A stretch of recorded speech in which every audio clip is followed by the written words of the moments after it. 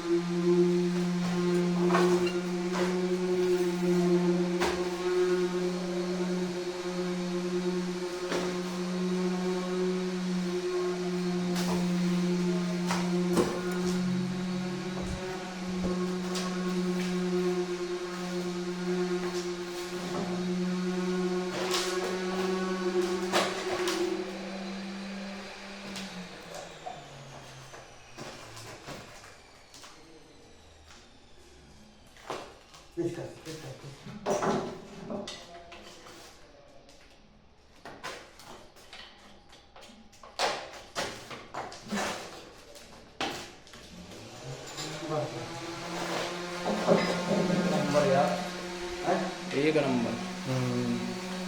Final हमारा लोगों का काम कंप्लीट हो चुका है। तो आप लोग देखे होंगे हम लोगों ने कैसे किया है। तो बहुत ही जल्दी किया है। हमको जितना ज़रूरत थी उतनी ही टाइल काटी थी और उतना ही काम कर दिए हैं। तो एल्बो पे ड्रिल लगी थी, हम लोगों ने एल्बो काट के नया एल्बो डाल दिया है। तो जानकारी अच्छी लगे तो लाइक कर देना। ऐसे वीडियो आपके पास आती रहें, इसलिए हमारे चैनल को सब्सक्राइब कर लेना। मिलते हैं नेक्स्ट वीडियो में।